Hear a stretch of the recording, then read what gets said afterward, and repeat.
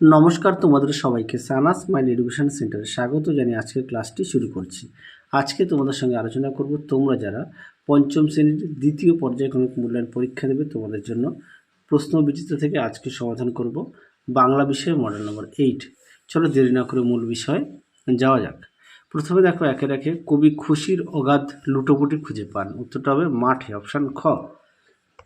দুয়ে দেখো মায়াতুর কবিতাটির কবির নাম, উত্তরটা লিখবে অশোক বিজয় রাহা, অপশান গ। তিনে দেখো কালো হলো বকুলতলা, কালো ড্যাশ বন, উত্তরটা লিখবে চাপার, অপশান ঘ। দুই চারে দেখো দৌরাত্রি কথার অর্থ, উত্তরটা লিখবে দুরন্তপনা, অপশান খ। পাঁচে দেখো মন্ত্র জানে কে ধনায়, অপশান ক। ছয় দেখো তৃতীয়বার ফণিমনসা পাতা চেয়েছিল পালন শাকের, অপশান গ। সাথে দেখো নোনতা কথার অর্থ, উত্তরটা লিখবে লবণাক্ত, অপশান খ।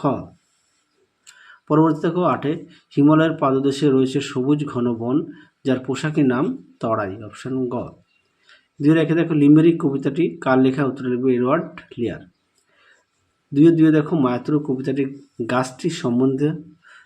গাছটির সন্ধে হলে কি করতো, উত্তর লিখবে ভূতের নাচ দেখাতো। পরটা দেখো বৃষ্টি পরে টাপুর টুপুর কবিতায় কবি এ ব্যাপারে যেন বর্ণনা দিয়েছেন তা লেখো। দেখো প্রশ্ন উত্তর,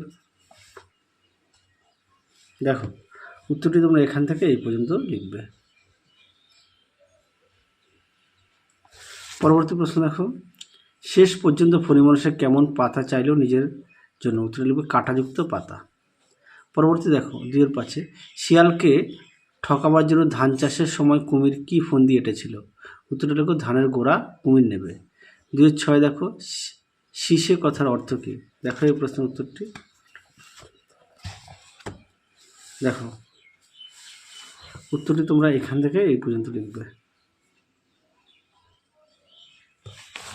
পরবর্তী দেখো কি আছে ফণিমনসা ও বনের পরী নাটকটিতে প্রথম কার প্রবেশ ঘটে, উত্তরটা লিখবে সূত্রধার। পরবর্তী দেখো কি আছে, আচ্ছা ঝড় কবিতাটি কবির নামসহ প্রথম 6 লাইন লেখো। তোমরা অবশ্যই এটা ভালো করে পড়বে কবির নামসহ, এবং বাড়িতে মুখস্থ করে না দেখে লেখার চেষ্টা করবে, তাহলে কি বানান ভুল হবে না, হাতের লেখা স্পিড হবে, হ্যাঁ হাতের লেখা পরিষ্কার হবে। 3-2 দেখো বসন্তকালে সুন্দরবনের দৃশ্য এবং মৌচাক খোঁজার পদ্ধতি বর্ণনা করো। দেখো প্রশ্ন উত্তর, দেখো উত্তরটি তোমরা এখান থেকে এই পর্যন্ত লিখবে, দেখে নাও।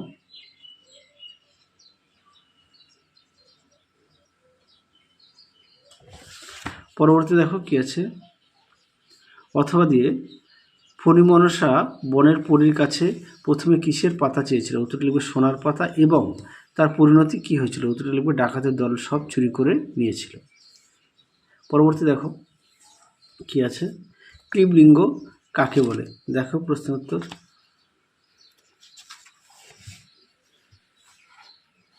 দেখো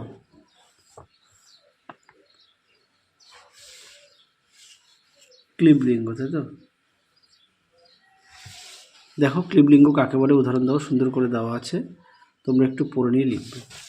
পরবর্তী দেখো কি আছে বচন কাকে বলে এবং কি কি,